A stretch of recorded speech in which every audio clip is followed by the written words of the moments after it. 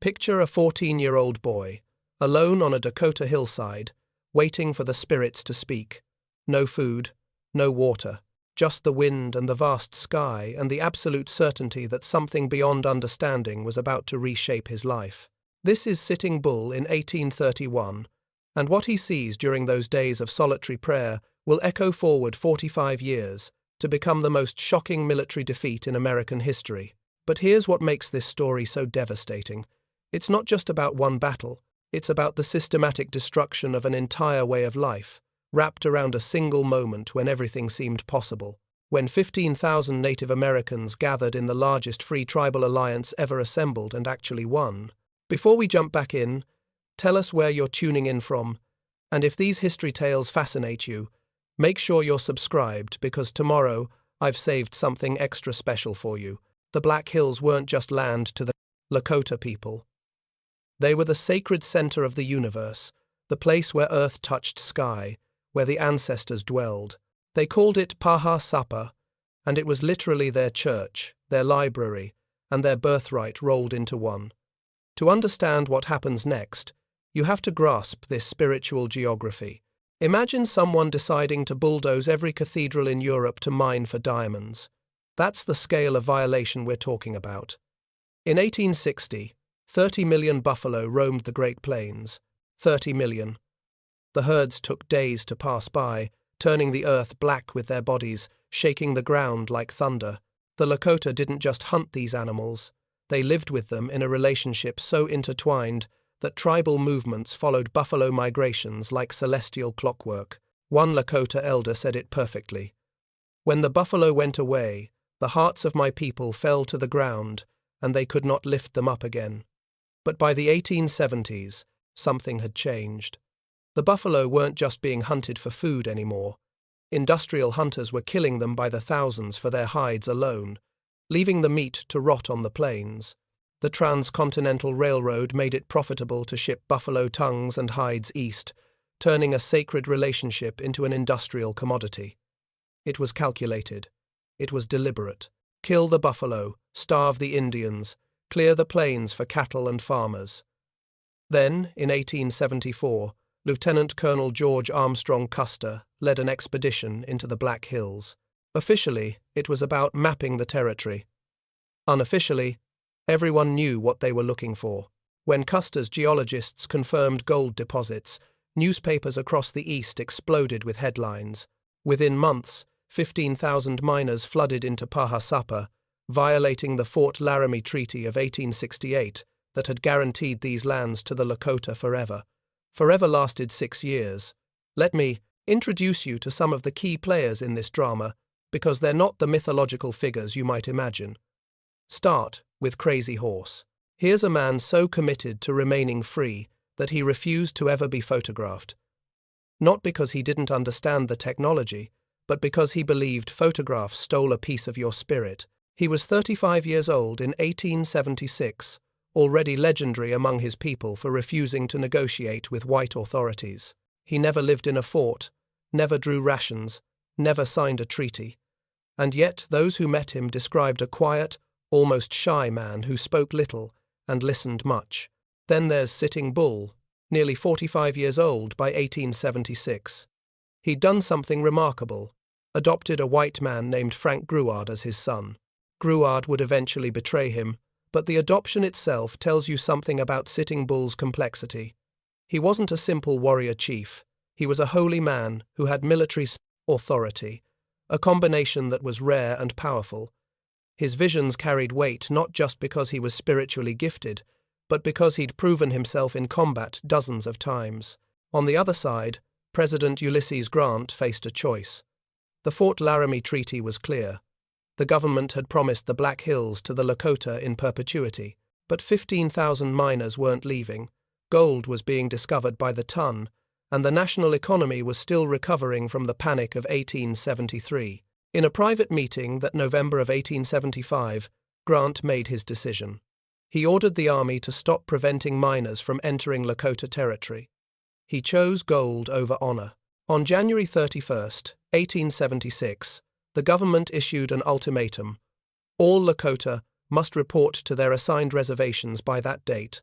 or be considered hostile. The deadline was impossible. It was the middle of winter. Many bands hadn't even received the order. Even if they wanted to comply, moving entire villages across frozen plains in sub-zero temperatures would kill the elderly and children. Everyone understood this. The deadline wasn't meant to be met. It was meant to be broken, to provide legal justification for military force. Instead of scattering, the tribes did something unprecedented. 7 separate tribal circles began converging.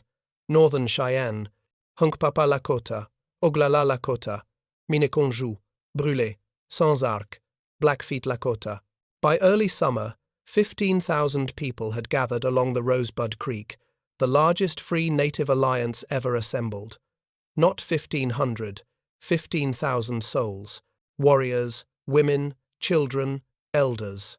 A mobile city of buffalo hide lodges, stretching for miles. This gathering wasn't just about numbers. It was about something deeper. For generations, the various Lakota bands had maintained their independence, coming together only for brief ceremonies or hunts before dispersing again. But now, facing existential threat, they were creating something that had never existed before, a unified force that combined the tactical brilliance of multiple warrior societies with the spiritual authority of their greatest holy men. And at the center of this massive encampment, Sitting Bull was preparing for something that would bind them all together. He was preparing to offer his flesh to the Great Spirit, to dance until his body gave out, to seek a vision that would tell them what was coming. Because he could feel it in his bones. Something was approaching, something that would change everything. The spirits were about to speak again, just as they had when he was 14 years old on that Dakota hillside. The question was, would anyone be ready to hear what they had to say? Imagine trying to feed 15,000 people without a single grocery store, without refrigeration, without any of the infrastructure we take for granted. Now, imagine doing it while keeping the camp organized, settling disputes between different tribes who'd been rivals for generations, and preparing for war. This wasn't just a gathering. It was a logistical miracle. The encampment along Rosebud Creek in early June of 1876 stretched for 3 miles. 7 distinct tribal circles, each maintaining its own identity while contributing to the whole. The Hunkpapa Circle, Sitting Bull's people, occupied the northern end. The Oglala, Crazy Horses Band, held the southern position. In between, 5 other circles created a living mosaic of the Lakota and Cheyenne nations.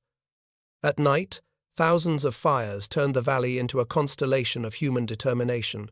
But Sitting Bull wasn't thinking about logistics. He was thinking about blood. Specifically, his own. The sun dance was the most sacred ceremony of the Plains tribes, and Sitting Bull was about to perform a version that would push his body to its absolute limits. This wasn't some symbolic gesture. This was a transaction with the spirit world, paid for in flesh and suffering. He'd done it before, but never like this. Never with so much hanging in the balance. His adopted brother, Jumping Bull, would perform the actual cutting.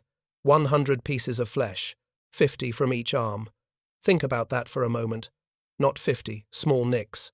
50 actual pieces of skin, each the size of a match head, carved out with an awl, starting at the wrist and working up to the shoulder. Blood streaming down both arms, dripping onto the earth as offering. The ceremony began at dawn. The entire camp gathered, thousands of people forming circles around the Sundance Lodge, a structure made of 28 cottonwood poles representing the days of the lunar month. Sitting Bull sat still as Jumping Bull began the cutting. Witnesses said he never flinched, never made a sound, just stared straight ahead as the blood flowed. Then he began to dance. For 3 days. No food, no water, just constant movement around the sacred pole, his mutilated arms raised to the sky, blood drying and cracking with each movement. The sun beat down mercilessly. Other dancers collapsed and were carried away. Sitting Bull kept moving, hour after hour, day after day, his feet bleeding, his lips cracked, his eyes seeing things that existed in dimensions the rest of us can't access. On the 3rd day, he collapsed. But before he fell, he had the vision. He saw soldiers and horses falling from the sky into the Indian camp, upside down, like grasshoppers, head first, boots pointing toward the heavens, hundreds of them, and a voice saying, "I give you these because they have no ears." When Sitting Bull finally spoke, describing what he'd seen, the entire camp transformed. This wasn't just prophecy. This was promise. Victory wasn't just possible, it was preordained. The spirits themselves had declared it. But here's where it gets interesting. Different groups interpreted the vision in different ways. The young warriors heard glory. They began painting themselves for battle, each man creating his own spiritual armor through sacred designs. Red for blood, black for victory, white for the spirits. They sang war songs and checked their weapons, already imagining the coup they would count, the honors they would win.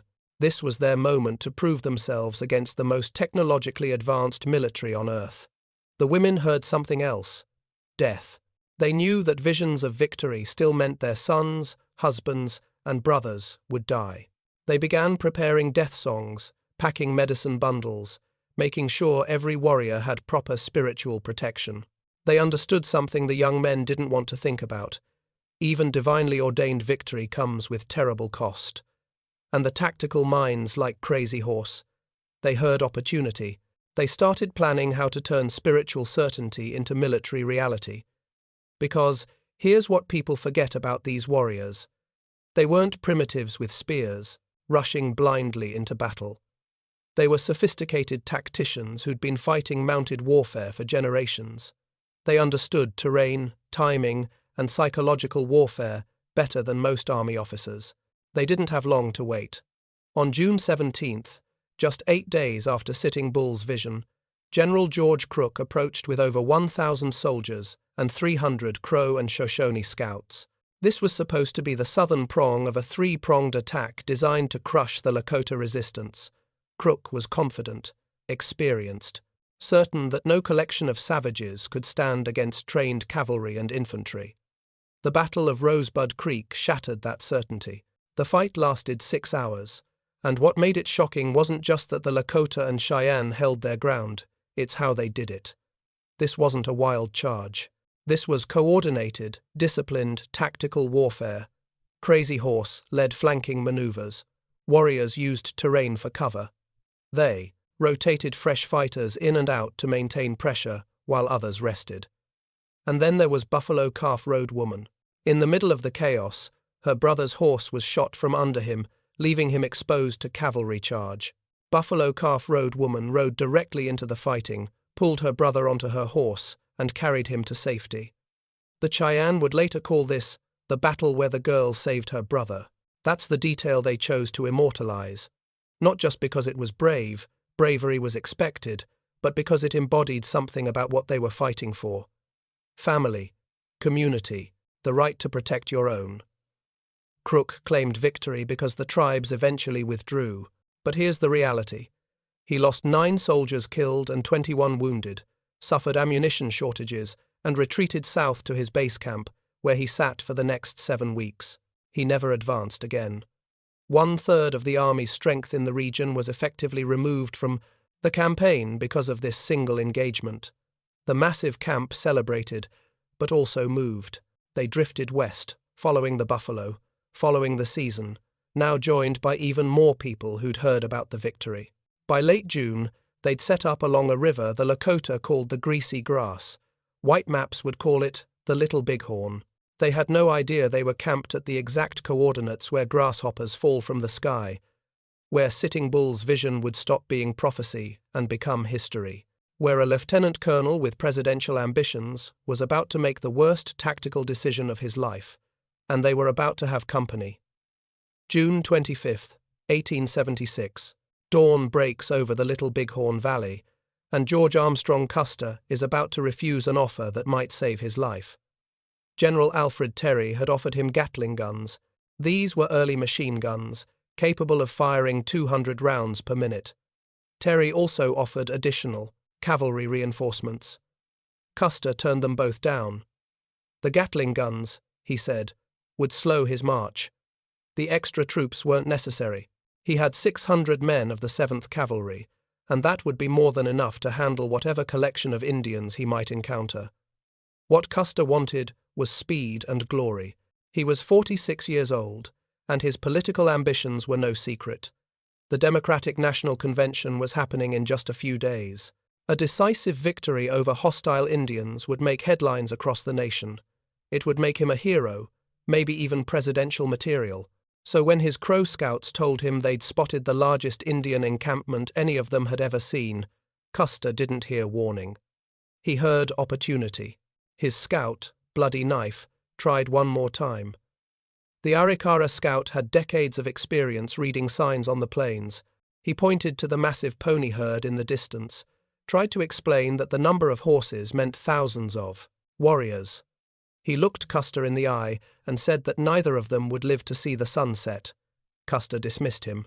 The problem with army officers, especially successful ones, is that confidence becomes a drug. Custer had never lost a major engagement. Why would today be different? At noon, Custer made his fatal decision. Instead of keeping his 600 men together, he split them into 3 battalions. Captain Frederick Benteen took 125 men to scout the ridges to the south. Major Marcus Reno took 140 men to attack the southern end of the village. Custer himself would take 210 men and circle around to attack from the north. In theory, this pincer movement would trap the Indians between 3 forces. In reality, it meant no single unit had overwhelming strength, and they couldn't support each other. Down in the valley, the camp was going about its day. Children playing, women processing buffalo hides, men gambling and telling stories. Some families were actually packing up to leave, planning to head back toward the agencies for rations. This wasn't a war party preparing for battle. This was a community living its life. Then Reno's battalion came thundering across the river. 140 soldiers in a line, charging toward the southern lodges. The surprise was total. Women grabbed children and ran toward the river. Warriors scrambled for weapons, many fighting in just breechcloths because there was no time to prepare. The initial moments were chaos, screaming, gunfire, horses plunging through cold water, but Reno's charge fell apart within minutes. Instead of pressing the attack, he ordered his men to dismount and form a skirmish line. This gave the warriors time to organize. Within 10 minutes, hundreds of Lakota and Cheyenne fighters had rallied. Within 20 minutes, they outnumbered Reno's force 5-1. Within 30 minutes, Reno was in full retreat back across the river, his formation collapsing into panic. The retreat was a slaughter. 40 men died in those desperate minutes, cut down as they fled. Some drowned in the river, dragged under by the weight of their equipment. Others were pulled from their horses and killed with war clubs and knives. Reno's survivors made it to a bluff where Benteen's battalion eventually found them. They'd spend the next day and a half pinned down, fighting for survival, completely unaware of what was happening 4 miles away. Because Custer had found the northern end of the camp, and the camp had found him. Crazy Horse was in his lodge when the shooting started with Reno. He painted himself quickly, lightning bolts on his face, hailstones on his body, a red-backed hawk in his hair, his spiritual armor. Then he mounted his horse and rode toward the sound of guns. But instead of joining the fight at the southern end, he spotted Custer's column approaching from the north. Here's where tactical brilliance meets prophecy. Crazy. Horse understood immediately what Custer was trying to do. So he did something brilliant. He sent a small group of warriors to harass Custer's advance, to make it look like the village was vulnerable. It was a false retreat, one of the oldest tricks in warfare. And Custer, seeing what he thought was his opening, took it. Custer led his 210 men down toward the river, but he never made it across. Suddenly, warriors weren't running away anymore. They were everywhere. Hundreds of them, then thousands, sweeping up from the river, circling around from the flanks, cutting off any retreat route.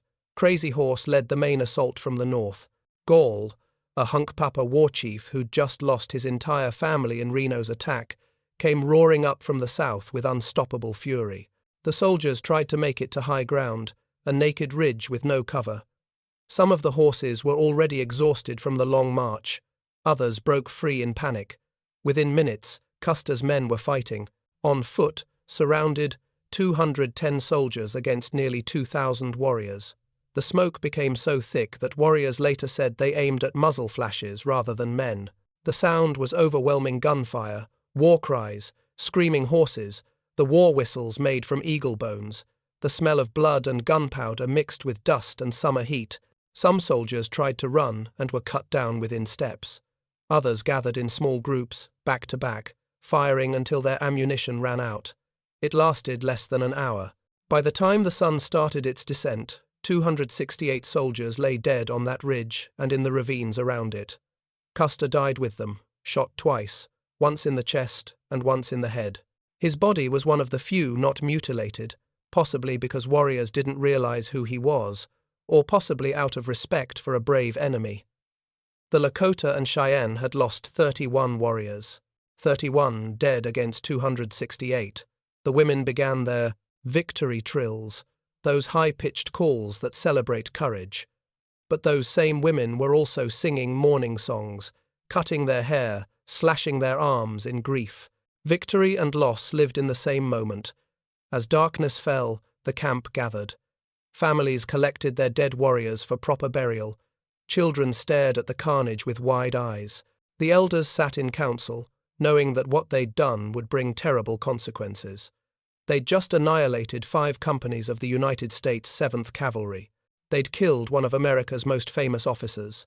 Sitting Bull's vision had come true.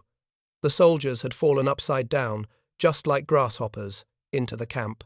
But as the people began packing up to move, as the women started dismantling lodges in preparation for flight, everyone understood something that wouldn't be spoken aloud until much later. They'd won the battle. But they were about to lose everything else. The news reached the East Coast on July 4, 1876.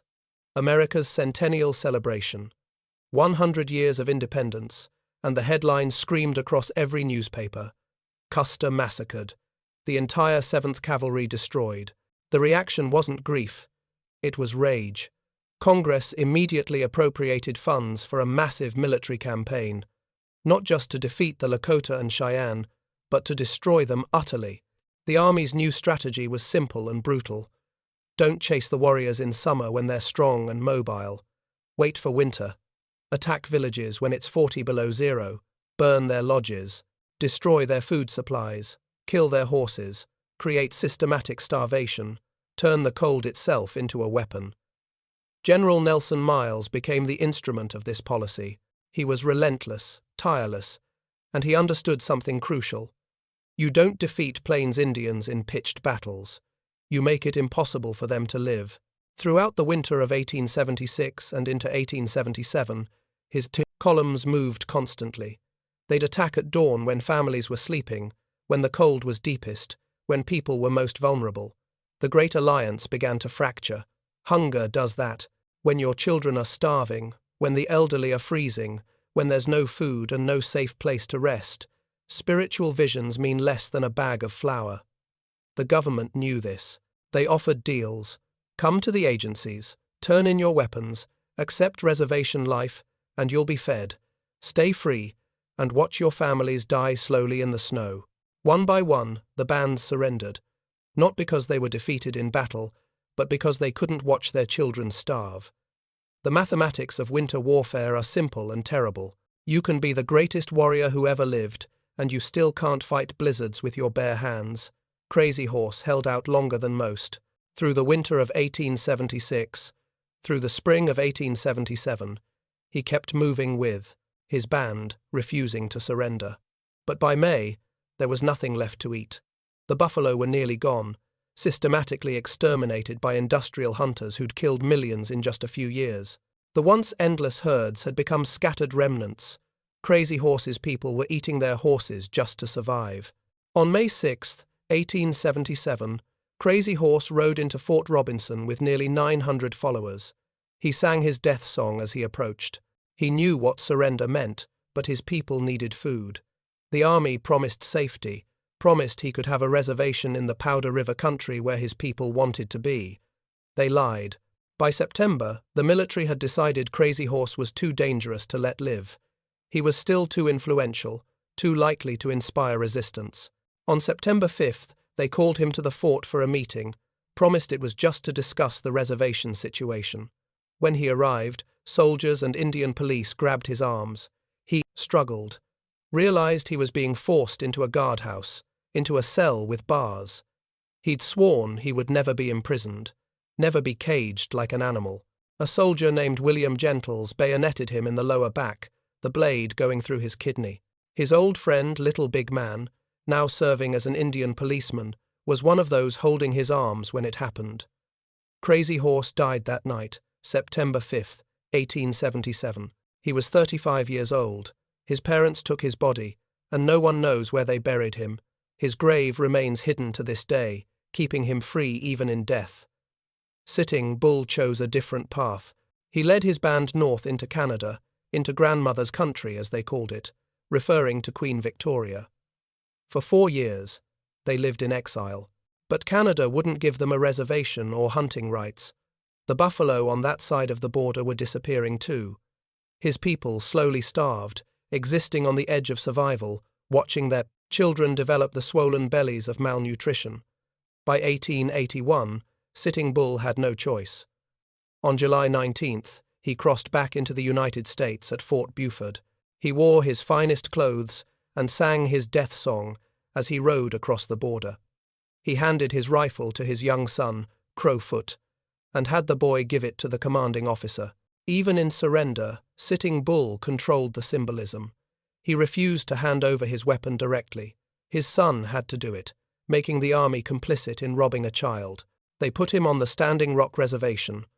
For 9 years, he lived there, a celebrity prisoner. Wild West shows wanted him. He traveled briefly with Buffalo Bill Cody's show, where audiences paid to see the famous savage who'd killed Custer. He hated every moment but took the money to feed his people. Then, in 1890, something new swept through the reservations: the ghost dance. A Paiute holy man named Wovoka had a vision. If the people performed this sacred dance, if they believed hard enough, the buffalo would return. The dead would come back to life. The white men would disappear. The world would be renewed.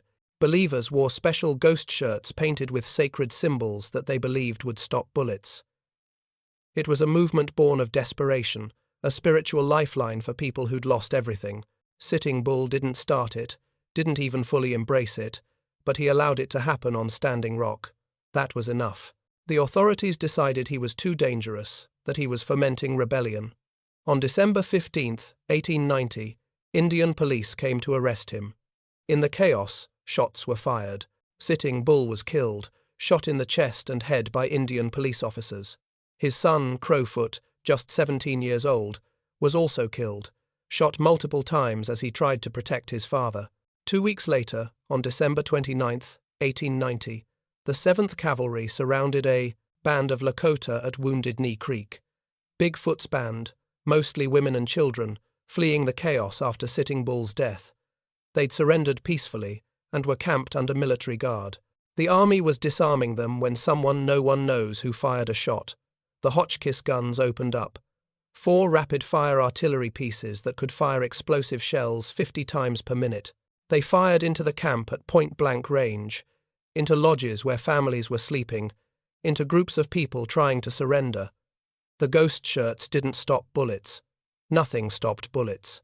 When the shooting ended, nearly 300 Lakota lay dead in the snow. More than half were women and children. Some were killed 3 miles from the camp, cut down as they fled. The army lost 25 men, many killed by their own crossfire in the chaos. Afterwards, a blizzard buried the bodies. When burial parties returned 3 days later, they found infants still alive, wrapped in their dead, mothers' shawls, frozen but breathing. The Wounded Knee massacre marked the official end of the Indian Wars. The frontier was declared closed. The free-roaming life of the Plains tribes was finished. The story should end there, with bodies frozen in snow and a people destroyed. But here's what actually happened. They survived. Not as they were, but they survived.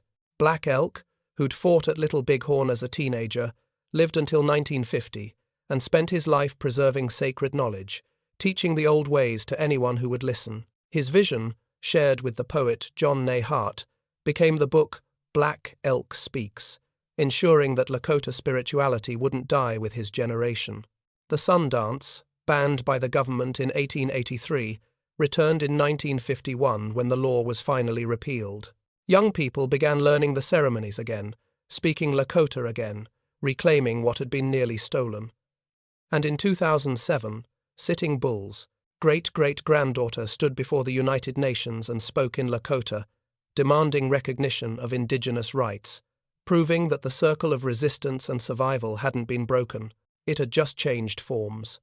The grasshopper prophecy came true on that June day in 1876.